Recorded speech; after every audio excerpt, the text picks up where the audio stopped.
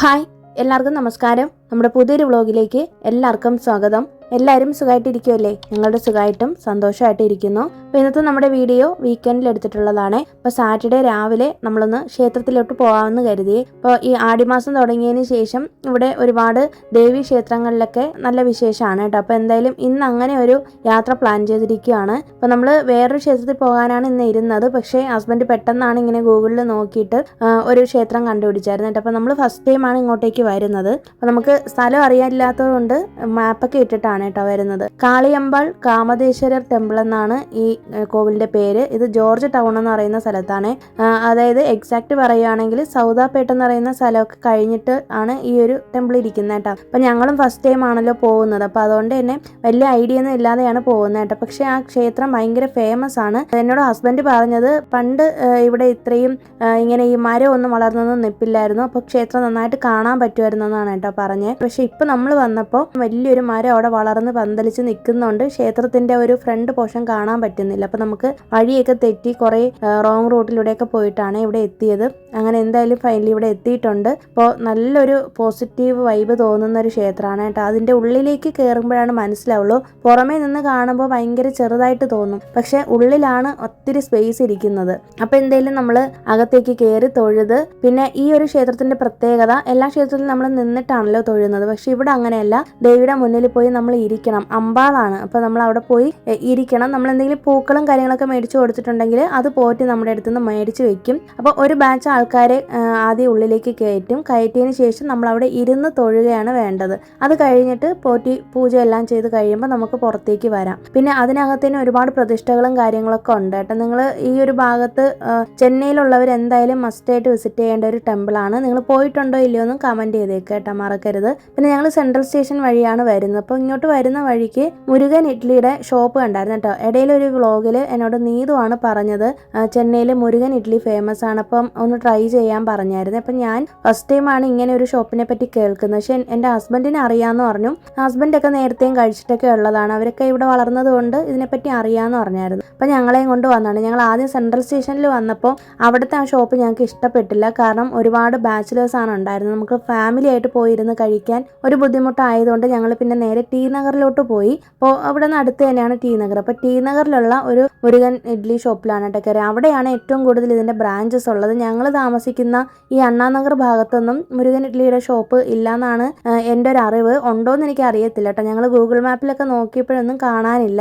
അങ്ങനെ എന്തായാലും അവിടെ ടി നഗറിൽ പോയിട്ട് കഴിച്ചിട്ടാണ് വന്നത്. ഹസ്ബൻഡ് സാമ്പാർ ഇഡ്ഡലിയും ഞാൻ പൊടി ഇഡ്ഡലിയും ആമിക്ക് പ്ലെയിൻ ഇഡ്ഡലിയാണ് മേടിച്ചത് കേട്ടോ. നല്ല ടേസ്റ്റ് ആയിരുന്നു, പറയാതിരിക്കാൻ വയ്യ. അപ്പോൾ നീതു പറഞ്ഞതിലും കാര്യമുണ്ടെന്ന് എനിക്ക് കഴിച്ചപ്പോഴാണ് മനസ്സിലായേ. പിന്നെ അവിടുന്ന് കുറച്ച് പൊടികളൊക്കെ മേടിച്ചുകൊണ്ടാണ് വന്നത്. ദോശപ്പൊടി, ഇഡ്ലിപ്പൊടി, പിന്നെ പരിപ്പ് പൊടി, അങ്ങനെ കുറേ സംഭവങ്ങൾ, ഫ്ലാക്സ് സീഡിൻ്റെ പൊടി, അങ്ങനെ കുറേ ഐറ്റംസ് മേടിച്ചുകൊണ്ട് വന്നായിരുന്നു കേട്ടോ. നമുക്ക് ദോശയ്ക്ക്, ഇഡ്ലിക്കും, ചോറിനും ഒക്കെ കഴിക്കാൻ പറ്റുന്ന പൗഡറുകളാണ്. പിന്നെ അതേ സൺഡേ ആണ് വീഡിയോ എടുത്തേക്കുന്നത്. അപ്പോൾ സൺഡേ രാവിലെ തൊട്ടേ നല്ല മഴ തുടങ്ങി.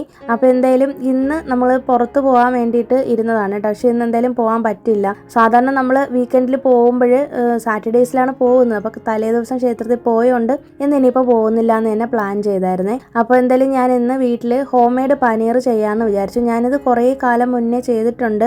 ഞാൻ ആമി പ്രഗ്നൻ്റ് ആയിരുന്ന സമയത്ത് എനിക്കിങ്ങനെ പനീർ കഴിക്കണമെന്ന് തോന്നിയപ്പോൾ അതെനിക്ക് കടയിൽ ടേസ്റ്റ് ഒന്നും ഇഷ്ടമില്ലാത്ത കാരണം കൊണ്ട് ഞാൻ വീട്ടിൽ തന്നെ ഒരിക്കൽ ട്രൈ ചെയ്തതാണ്. പക്ഷെ അന്ന് ഞാൻ ചെയ്തപ്പോൾ ലെമൺ ജ്യൂസ് വെച്ചിട്ടാണ് ട്രൈ ചെയ്ത് നോക്കിയത് കേട്ടോ. അപ്പോൾ അത് ഫ്ലോപ്പ് ആവുകയും ചെയ്തു. ഒരുവിധം ശരിയായി എന്നേ പറയാൻ പറ്റുള്ളൂ. ഫ്ലോപ്പല്ല, എന്നാലും ഇത്രയും പെർഫെക്ഷൻ ഒന്നും വന്നിട്ടില്ല കേട്ടോ. ഇത് പിന്നീട് വർഷങ്ങൾക്ക് ശേഷം ഞാൻ ട്രൈ ചെയ്തതാണ്. അപ്പം അതിന് വേണ്ടിയിട്ട് ഒരു 3 പാക്കറ്റ് പാലെടുത്തിട്ടുണ്ട്. 3 പാക്കറ്റ് ഫുള്ളില്ല, ഒരു പാക്കറ്റിൻ്റെ പകുതിയേ ഉള്ള കേട്ടോ. ഞാൻ ഓൾറെഡി യൂസ് ചെയ്തിട്ടുണ്ടായിരുന്ന പാലിൻ്റെ ബാക്കിയുള്ള പാലും കൂടിയാണ് എടുത്തത്. അപ്പോൾ പാല് നല്ലോണം ഒന്ന് തിളപ്പിച്ചെടുക്കുക. നല്ലതായിട്ടൊന്ന് തിളപ്പിച്ചതിന് ശേഷം ഒന്ന് തിളച്ച് വരുന്ന സമയത്ത് അത് മീഡിയം ഫ്ലെയിമിൽ അല്ലെങ്കിൽ ലോ ഫ്ലെയിമിൽ വെച്ചിട്ട് ഞാൻ ഇതിലേക്ക് തൈരാണ് ചേർക്കുന്നത്. നമ്മൾ ലെമണിന് പകരം തൈര് ചേർത്ത് ചെയ്തിട്ടുണ്ടെങ്കിലുണ്ടല്ലോ ഒരുപാട് ക്വാണ്ടിറ്റിയിലുള്ള പനീർ കിട്ടുകയും ചെയ്യും.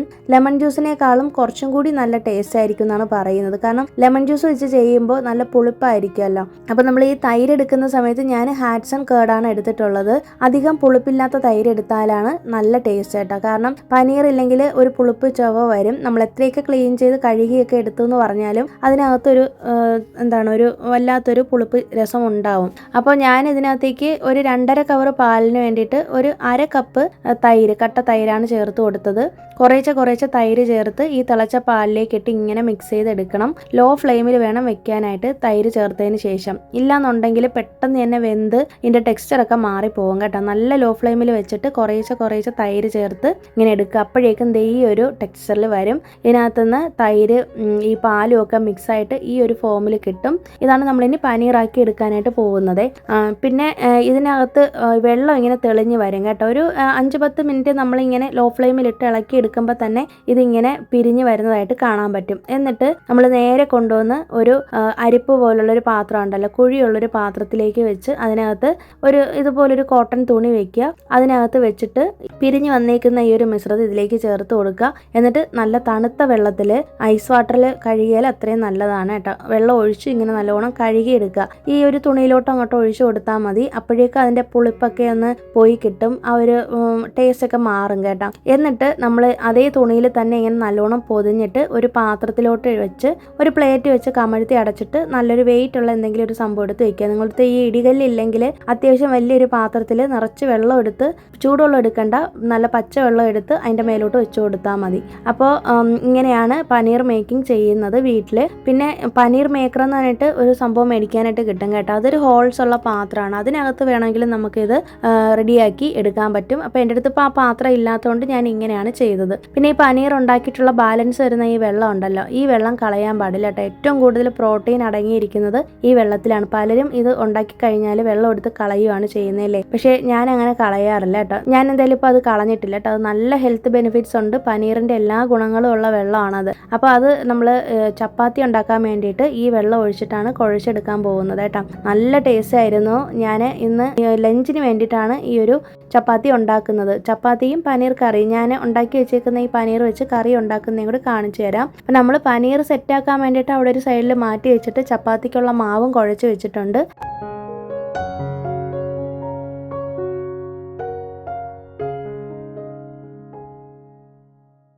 പിന്നെ അത് കഴിഞ്ഞിട്ട് ഒരു മണിക്കൂറൊക്കെ കഴിഞ്ഞിട്ടാണ് ഞാൻ വന്ന് നോക്കുന്നത്. അപ്പോഴേക്കും ഇങ്ങനെയാണ് കേട്ടോ നമ്മുടെ ഈ പനീർ സെറ്റായിട്ടൊന്നുമില്ല. അപ്പം ഞാൻ ഇടയ്ക്കിടയ്ക്കൊന്ന് ചെക്ക് ചെയ്ത് നോക്കിയായിരുന്നു. കാരണം അതിൻ്റെ വെള്ളം മൊത്തം പോയിട്ട് ഒരു ഷേപ്പ് കറക്റ്റായിട്ട് കിട്ടണം കേട്ടോ. എന്നാലാണ് പനീർ നമുക്ക് കട്ട് ചെയ്തെടുക്കാൻ പറ്റുള്ളൂ. അപ്പം ഞാൻ അതിൻ്റെ മേലെ വെച്ചിരുന്ന പാത്രം കുറച്ച് വലുതായ കാരണം കൊണ്ട് ഡയറക്റ്റ് അതിനകത്തേക്ക് വെയിറ്റ് വീഴുന്നില്ല. അതുകൊണ്ട് ഞാൻ ആ തുണിയുടെ മേലെ തന്നെ ആ ഒരു വെയിറ്റ് എടുത്ത് വെച്ച് കൊടുത്തിട്ടുണ്ട്. ഇതിൽ തന്നെ ഞാൻ അപ്പത്തിനുള്ള പച്ചരി വെള്ളത്തിൽ രാവിലെ ഇട്ടിട്ടുണ്ടായിരുന്നു. അതൊന്ന് കുതിർന്ന് നോക്കിയതാണ്. അപ്പം അത് കുതിർന്നിട്ടില്ല. കുതിർന്ന് കഴിഞ്ഞിട്ട് വേണം വൈകുന്നേരം ഒന്ന് അരച്ചെടുക്കാമെന്ന് കരുതി. ഇന്ന് ഞാൻ ഉണ്ടാക്കുന്ന അപ്പം അവിൽ ചേർത്തിട്ടാണ് കേട്ടോ. കഴിഞ്ഞ ആഴ്ചത്തെ വ്ളോഗിൽ നമുക്ക് 2-3 ചേച്ചിമാരിങ്ങനെ ഐഡിയാസ് പറഞ്ഞു തന്നായിരുന്നു. ചോറിന് പകരം അവിൽ യൂസ് ചെയ്തിട്ടും അപ്പം അരയ്ക്കാന്നുള്ളത്. അപ്പം ഞാൻ ഇതുവരെ അങ്ങനെ ട്രൈ ചെയ്തിട്ടില്ല കേട്ടോ. ഞാൻ അന്നത്തെ വീഡിയോയിൽ ചോദിച്ചിട്ടുണ്ടായിരുന്നു എന്തെങ്കിലും വേറെ ഐഡിയാസ് ഉണ്ടോയെന്ന്. അപ്പം അങ്ങനെ നിങ്ങൾ പറഞ്ഞു തന്നിട്ടുള്ള രീതിക്കാണ് ഇന്ന് ഞാൻ അപ്പത്തിൻ്റെ ബാറ്റർ അരയ്ക്കുന്നത്. അപ്പോൾ അതും കൂടി ഞാനിന്ന് കാണിക്കുന്നുണ്ട് ഈ വീഡിയോയിൽ.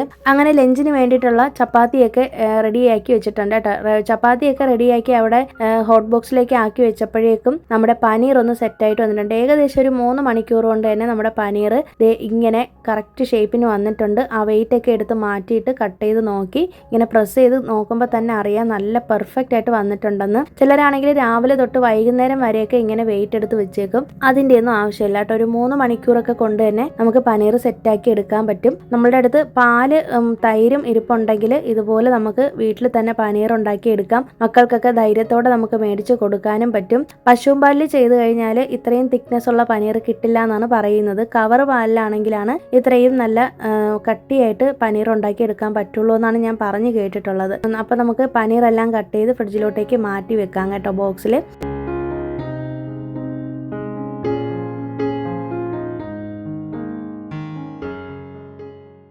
ഇനി ഇനി നമ്മൾ ബട്ടർ പനീർ ഉണ്ടാക്കാൻ വേണ്ടിയിട്ട് പോവാണ്. ഇത് എൻ്റെ ഒരു സ്റ്റൈലാണ് ഞാൻ കാണിക്കുന്നത്. അതിന് വേണ്ടിയിട്ട് ഒരു വലിയ സവാള ചെറുതായിട്ട് ചോപ്പ് ചെയ്ത് മാറ്റി വെച്ചു. പിന്നെ ഒരു വലിയ തക്കാളി ഇതുപോലെ മിക്സിയുടെ ജാറിലേക്ക് കട്ട് ചെയ്ത് ഇട്ട് കൊടുത്തു.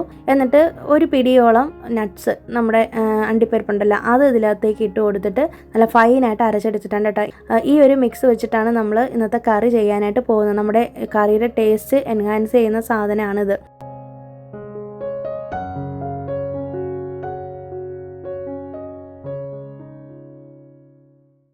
അപ്പോൾ ആദ്യമേ തന്നെ പാത്രം അടുപ്പത്ത് വെച്ച് ചൂടാക്കാം. നമ്മൾ ബട്ടർ പനീർ ചെയ്യുന്നതുകൊണ്ട് തന്നെ ബട്ടറിലാണ് ഈ കറി ഫുള്ളായിട്ട് ചെയ്യാൻ പോകുന്നത് കേട്ടോ. അപ്പോൾ എൻ്റെ അടുത്ത് ഇരിക്കുന്നതും നല്ല പ്യുവർ ആയിട്ടുള്ള ബട്ടറാണ്. പശുവിൻ്റെ നെയ്യും ബട്ടറും ഒക്കെ ഞാനിങ്ങനെ മേടിച്ച് വെച്ചിട്ടുണ്ട്. അപ്പോൾ ആദ്യമേ തന്നെ നമ്മൾ കട്ട് ചെയ്ത് വെച്ചിരിക്കുന്ന പനീറുണ്ട്. ഞാനിത് ഫുൾ എടുത്തിട്ടില്ല, കുറച്ച് പനീറാണ് എടുത്തേക്കുന്നത്. നമുക്ക് ഒരു നേരത്തേക്കുള്ള കറി മതി. അപ്പോൾ അതുകൊണ്ട് കുറച്ച് പനീർ എടുത്ത് ഇതുപോലെ ഒന്ന് ഷാലോ ഫ്രൈ ചെയ്ത് എടുത്തിട്ടുണ്ട്. എല്ലാ ഭാഗവും ഒന്ന് മുരിഞ്ഞ് വരുന്ന രീതിയിൽ ഒന്ന് എടുത്തിട്ടുണ്ട് കേട്ടോ. അപ്പോൾ ബട്ടറിലിട്ടാണത് സോട്ട് ചെയ്തെടുത്തത്.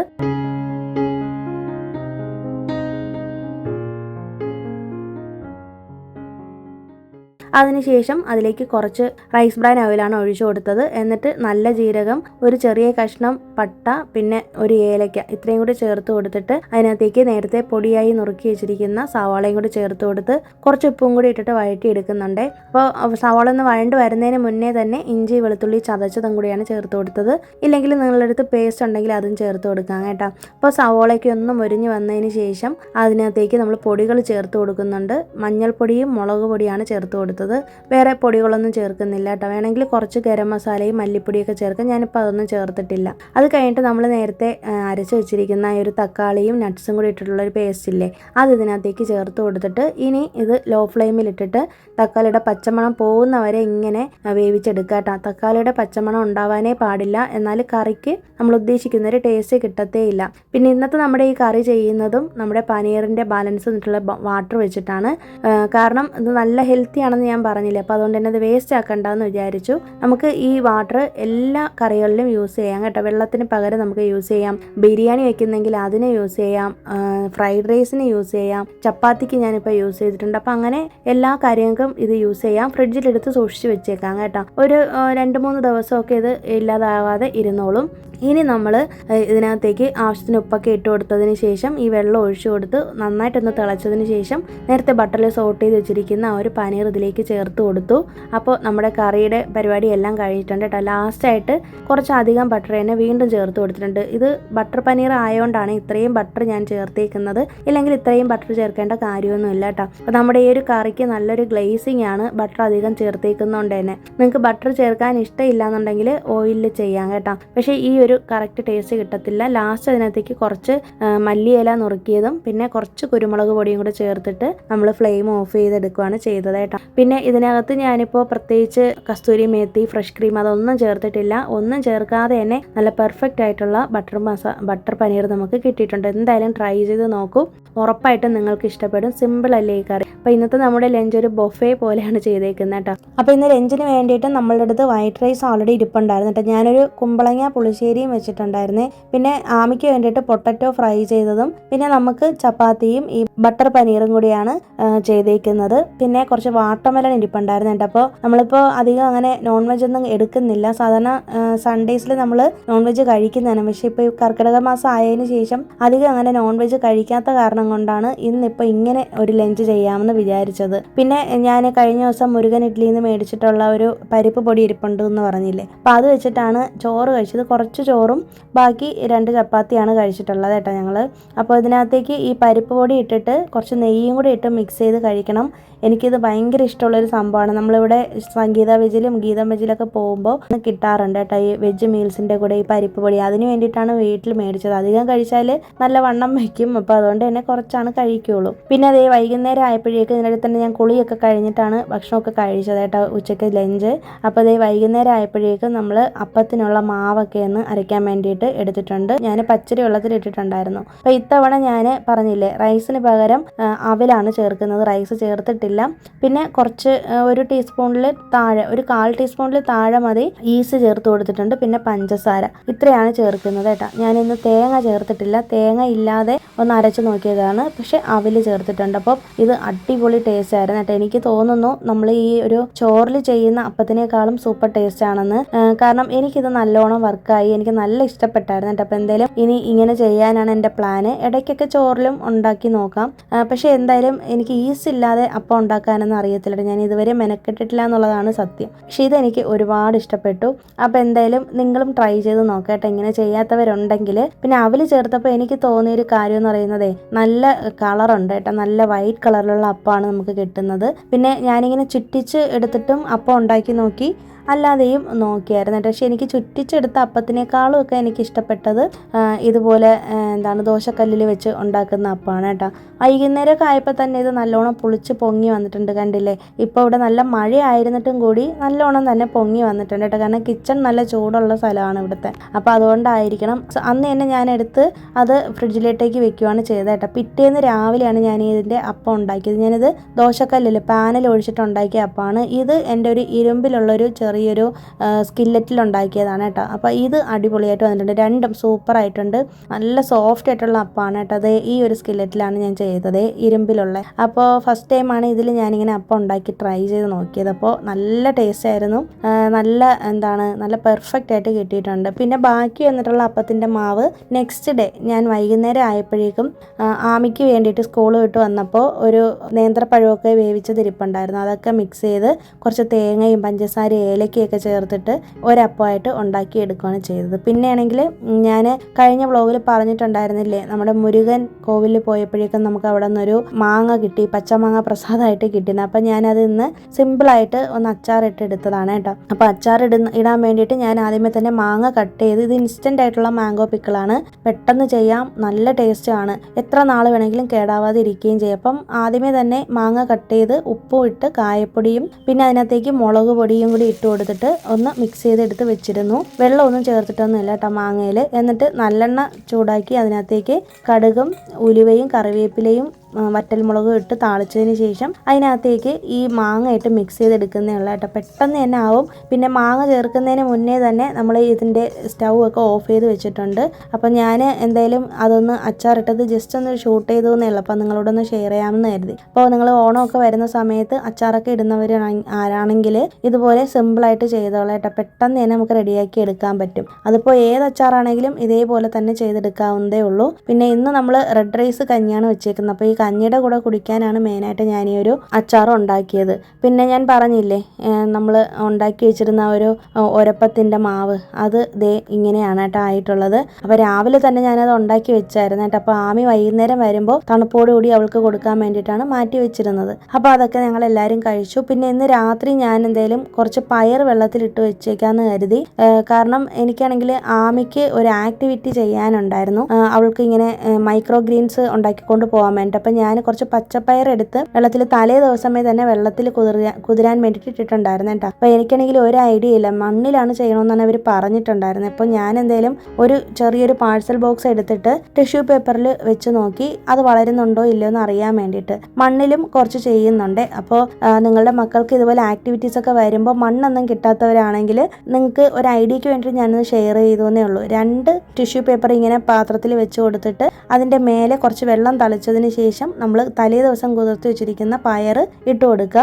എന്നിട്ട് ഇതുപോലെ ഒരു പേസ്റ്റ് ബോർഡ് കവറിനകത്തേക്ക് വെച്ചിട്ട് അടച്ചു വെക്കുക കേട്ടോ. അതായത് അധികം വെളിച്ചമൊന്നും ഇല്ലാത്ത ഒരു ഇരുട്ടുള്ളൊരു സ്ഥലത്തേക്ക് അടച്ചു വെച്ചിരുന്നാൽ മതി. അങ്ങനെ വെക്കുമ്പോൾ നെക്സ്റ്റ് ഡേ രാവിലെ ആകുമ്പോൾ എന്തായാലും അത് മുള കെട്ടി വരും, അതായത് ഇങ്ങനെ മുളച്ച് വരും കേട്ടോ.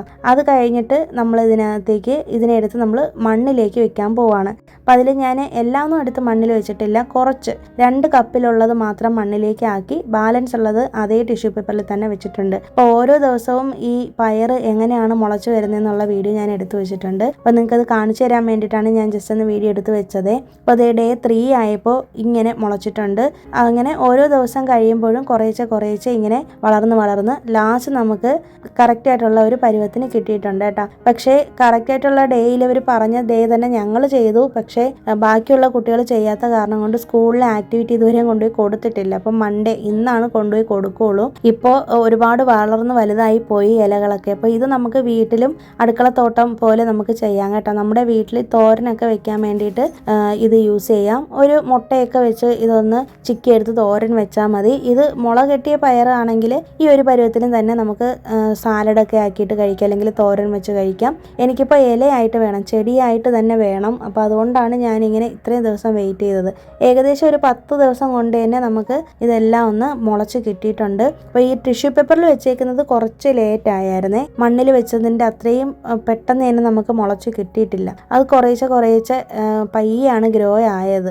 പിന്നെ ഇപ്പം നല്ല ക്ലൈമറ്റും ആണ് ഇവിടെ. നല്ല മഴയും നല്ല തണുപ്പൊക്കെ ആയ കാരണം കൊണ്ടാണ് ഇത്രയും നല്ലോണം വളർന്ന് കിട്ടിയെന്ന് എനിക്ക് തോന്നുന്നുണ്ട് കേട്ടോ. അപ്പോൾ ദേ നമ്മുടെ ലാസ്റ്റ് സ്റ്റേജ് എത്തിയിട്ടുണ്ട്. അപ്പോൾ ലാസ്റ്റൊക്കെ ആയപ്പോഴേക്കും നല്ലോണം വളർന്നിട്ടുണ്ട് കേട്ടോ. ഞാനാണെങ്കിൽ ഈ ടിഷ്യൂ പേപ്പറിൽ വെച്ചിരിക്കുന്ന ആ ഒരു ബോക്സിലുള്ളതിൻ്റെ പയറിൻ്റെ ഇല എടുത്ത് തോരൻ വെക്കാൻ വേണ്ടിയിട്ട് എടുത്ത് മാറ്റി വെച്ചിട്ടുണ്ട് കേട്ടോ. മറ്റേത് രണ്ടും അവൾക്ക് സ്കൂളിൽ കൊടുത്ത് വിട്ടിട്ടുണ്ട്. അപ്പോൾ ഇങ്ങനെയാണ് പയർ മുള വയ്ക്കുന്നത്. ഇനിയിപ്പോൾ ഏത് ധാന്യങ്ങളാണെങ്കിലും നമുക്ക് ഇതേപോലെ തലേന്ന് വെള്ളത്തിൽ കുതിർക്കാനായിട്ട് ഇട്ടിട്ട് ഇതേ മെത്തേഡിൽ ചെയ്യാം കേട്ടോ. ഉലുവയൊക്കെ ഉണ്ടെങ്കിൽ ഇതുപോലെ നമുക്ക് കുറച്ചെടുത്ത് വെള്ളത്തിലിട്ടിട്ട് പിറ്റേന്ന് രാവിലെ ആകുമ്പോൾ ഒരു ടിഷ്യൂ പേപ്പർ വെച്ചിട്ട് ബോക്സിനകത്താക്കിയിട്ട് വെച്ചാൽ മതി. പിന്നെ ഡെയിലി വെള്ളം തളിച്ച് കൊടുക്കുക, അത് ഞാൻ പറയാൻ വിട്ടുപോയായിരുന്നേ. അപ്പോൾ ഇടയ്ക്കിടയ്ക്ക് എല്ലാ ദിവസവും വെള്ളം ഇങ്ങനെ തളിച്ച് കൊടുത്തുകൊണ്ടിരിക്കുക കേട്ടോ. എന്നാലാണ് ഇത്രയും നല്ലോണം വളർന്ന് കിട്ടുകയും ചെയ്യുള്ളൂ. അപ്പോൾ എന്തെങ്കിലും നിങ്ങൾ പരീക്ഷ നോക്കിക്കോ. നിങ്ങളുടെ മക്കൾക്ക് ആക്ടിവിറ്റീസ് വരുമ്പോഴോ അല്ലെങ്കിൽ നമ്മുടെ വീട്ടിൽ തന്നെ ഹെൽത്തി ആയിട്ട് എന്തെങ്കിലും ഇങ്ങനെ കഴിക്കണമെന്നൊക്കെ തോന്നൂലേ ഇടയ്ക്കൊക്കെ, അപ്പോഴൊക്കെ നമുക്കിത് എടുക്കാം കേട്ടോ. നമ്മുടെ കിച്ചണിൽ ഒരു സൈഡിലോട്ട് ഇത് വെച്ചിരുന്നാലും മതി. അപ്പോൾ ഇതെനിക്ക് നിങ്ങളായിട്ട് ഷെയർ ചെയ്യണമെന്നുണ്ടായിരുന്നു. പിന്നെ നമ്മൾ റീസെൻ്റ് ആയിട്ട് ഓട്സ് കഴിക്കാനായിട്ട് സ്റ്റാർട്ട് ചെയ്തിട്ടുണ്ട്. വീണ്ടും റീസ്റ്റാർട്ട് ചെയ്തു. ഞങ്ങൾ ഈ ഗ്ലൂട്ടൻ ഫ്രീ ഓട്സ് ആണ് എടുക്കുന്നത്. എപ്പോഴും ഈ ബോബ്സിൻ്റെ റെഡ് മില്ല് എന്ന് പറയുന്ന ഈ ഒരു ഓട്സ് ആണായിട്ട് നമ്മൾ എടുക്കാറുള്ളൂ. റോൾഡ് ഓട്സ് ആണ്. നല്ല റേറ്റും കൂടുതലാണ്, 1000-ന് മേലെയാണ് റേറ്റ് വരുന്നത്. ഇത് ഫ്ലിപ്കാർട്ടിലുണ്ട്. ഞങ്ങൾ ഫ്ലിപ്കാർട്ടിൽ നിന്ന്, ആമസോണിൽ നിന്ന്, ഫ്ലിപ്കാർട്ടിൽ നിന്നും മറ്റാണ് കേട്ടോ എടുത്തിട്ടുള്ളത്. ഫ്ലിപ്കാർട്ടിലുണ്ടെങ്കിൽ ഞാൻ എന്തെങ്കിലും ടാഗ് ചെയ്ത് കൊടുത്തേക്കാം. അപ്പോൾ അത് നിങ്ങളായിട്ടൊന്ന് ഷെയർ ചെയ്യണമെന്ന് തോന്നി. അപ്പോൾ അതാണ് ഈ ഓട്സ്. പിന്നെ മടത്തക്കാളി ചീര നമുക്ക് കിട്ടിയിട്ടുണ്ട് റീസെൻ്റ് ആയിട്ട്. അപ്പോൾ അതൊക്കെ ഒന്ന് ക്ലീൻ ചെയ്ത് വെക്കണം പിറ്റേ ദിവസം ലഞ്ചിന് വേണ്ടിയിട്ട്. അപ്പോൾ ഇത്രയൊക്കെ ഉള്ളൂ ഇന്നത്തെ വീഡിയോയിലെ വിശേഷങ്ങൾ. ഈ ഒരു വീഡിയോ നിങ്ങൾക്ക് ഇഷ്ടമായി, യൂസ്ഫുൾ ആയി എന്ന് വിശ്വസിക്കുന്നു. വീഡിയോ ഇഷ്ടമായാലും ഒന്ന് ലൈക്ക് ചെയ്യാനും ഷെയർ ചെയ്യാനും കമൻറ്റ് ചെയ്യാനും, ആദ്യമായിട്ട് കാണുന്ന കൂട്ടുകാരുണ്ടെങ്കിൽ ഒന്ന് സബ്സ്ക്രൈബ് ചെയ്ത് വെച്ചേക്കൂ. പുതിയൊരു വീഡിയോ ആയിട്ട് നമുക്കിനി വീണ്ടും കാണാം. അതുവരേക്കും എല്ലാവർക്കും ബൈ. Thanks for watching.